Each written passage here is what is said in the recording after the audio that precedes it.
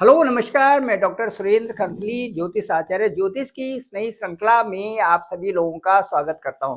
दोस्तों, आज हम एक कुंडली का विश्लेषण करने जा रहे हैं और उसमें जो हमारे पास जो कुंडली आ रखी है उसका विश्लेषण करेंगे और उसको मीन राशि की मीन राशि की कुंडली भी कह सकते हैं और मीन लग्न की भी कुंडली कह सकते हैं। अब मैं ये कह रहा हूं कि जो वह कुंडली है उसमें ठीक मीन लग्न है और मीन लग्न में वहां पर शुक्र जो है नेटाल होरोस्कोप में जो जन्म कुंडली है वहां पर शुक्र की स्थिति ठीक वहीं पर है जहां पर लग्न है।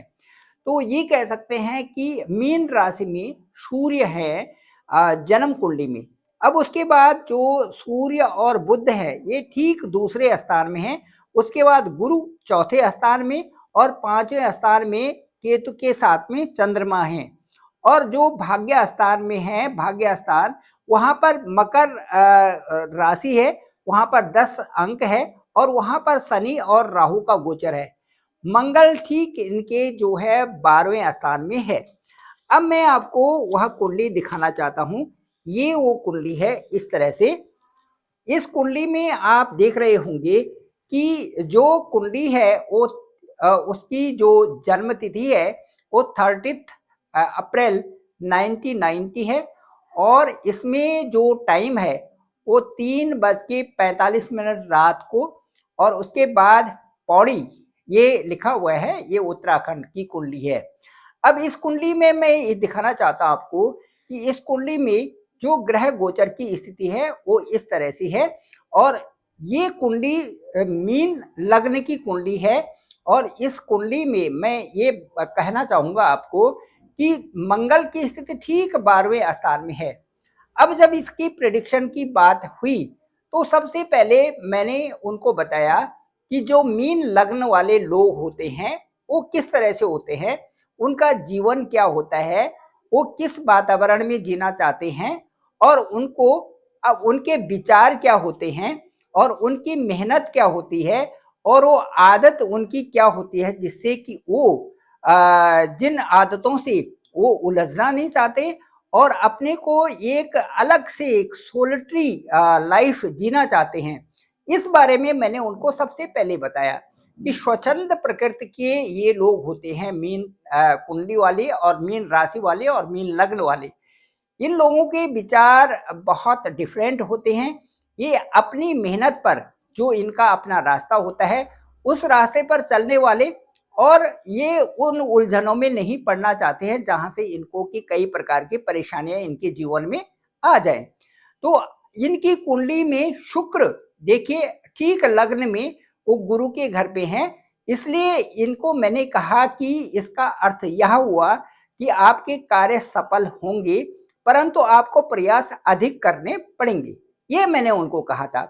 अब उसके बाद उनकी विंशोत्तरी दशा इस तरह से यहाँ पर चली, जो कि विंशोत्तरी दशा में सबसे पहले केतु की महादशा है और केतु की महादशा में शुक्र और शनि ये 7-12-24 तक, केतु शुक्र और बुध की दशा 6-2-25 तक, इस तरह से ये दशाएं उनकी मैंने उनको बताया। अब उसके बाद जब कुंडली का जो विश्लेषण करने वाली स्थिति आई तो मैंने उन्हें कहा कि अभी आपकी जो महादशा है वो केतु की चल रही है। केतु ठीक आपके यहाँ पर जन्म कुंडली में ठीक जो है पंचम स्थान में है। तो अब पंचम स्थान में है और वहां पर कर्क राशि है, कर्क राशि के साथ में केतु हैं। इसका मतलब मैंने उन्हें बताया कि आपकी एक संतान अभी होगी और संतान बहुत अधिक, आपकी संतान बहुत ज्यादा नहीं है और थोड़ी सी संतान से संबंधित आपकी चिंता बनी होगी क्योंकि यहाँ पर केतु शुक्र और शनि है। तो इस तरह से मैंने उनको बताया। तो ये जो चीजें हैं संतान से संबंधित थोड़ी चिंता उनकी बनी हुई थी। और अभी जो गोचर में केतु उनके ठीक जो है सप्तम स्थान में यहाँ पर व्यवसाय के स्थान में था, इसलिए व्यवसाय के लिए भी मैंने कहा कि वो व्यवसाय में भी आपके कुछ बदलाव आने की पूरी संभावनाएं यहाँ पर बन रही हैं, जो कि आपके फेवर में ही होगा। हायर स्टेटस आपको इस समय मिल सकता है क्योंकि शुक्र जो है इसमें अंतरदशा में है शुक्र की अंतर्दशा है और शुक्र की पोजीशन जो यहाँ पर इस समय जो शुक्र की पोजीशन है, वो शुक्र की पोजीशन ठीक यहाँ पर जो है, यहाँ अपने ही लाभ स्थान में शनि के साथ में यहाँ पर गोचर में बनी हुई है। तो गोचर की स्थिति ठीक मकर राशि में, जो कि ठीक जो है मीन राशि से ठीक जो 11वां स्थान है, लाभ का स्थान है, वहां पर शुक्र की स्थिति बनी हुई है, जो कि कई तरह से अच्छी फेवरेबल यहाँ पर स्थिति थी। इसके बाद मैंने उनसे कहा कि जो ये अच्छी स्थिति शुक्र की है और यहाँ पर पंचम पर भी दृष्टि बनाई हुई है, जो कि अच्छी स्थिति आपके लिए बता रहा है, एक हायर स्टेटस वाली होगी जहां पर कि आपको लाभ होगा। अब मैंने कहा कि जो मुख्य बदलाव आपके आ रहे हैं, आपकी जो कुंडली से जो मुख्य बदलाव आ रहे हैं, वो जो 7 दिसंबर 2024 के बाद आप सुख भौतिक की चीजें खरीदेंगे। ठीक ये देखिए 7/12/2024 के बाद इनकी जो दशा है वो केतु शुक्र में बुध की आती है। केतु शुक्र में बुध की दशा आ रही है। अब केतु शुक्र में बुध मतलब केतु यहाँ देखिए और उसके बाद शुक्र यहाँ देखिए लाभ स्थान में, और उसके बाद बुध देखिए यहाँ पर आ रही है। तो इसलिए मैंने कहा कि आप जो चीजें कई सारी भौतिक चीजों के बारे में आप सोच रहे हैं, अपने सुख संबंधी चीजों के बारे में सोच रहे हैं, उन चीजों की प्राप्ति का ये समय आपके साथ में है, जो कि ठीक 7 दिसंबर 2024 से होगा। इसके बाद मैंने उनको कहा कि इसके बाद मैंने उनसे कहा कि आपका जो गुरु है, गुरु जो आपके हैं, ये 14/5/2024 को आपके चतुर्थ हाउस में यहाँ पर आ जाएंगे। यहाँ से ठीक आपके चतुर्थ हाउस में यहाँ पर आ जाएंगे, और ये आपके लिए चतुर्थ हाउस में जब आएंगे तो सुखों की प्राप्तियों के लिए ये अद्भुत समय होगा, जिसमें कि आप भूमि मकान प्रॉपर्टी भी खरीद सकते हैं। तो यहाँ पर जब स्थिति आएगी बृहस्पति की, तो ये स्थिति इनके लिए बहुत अच्छी होगी।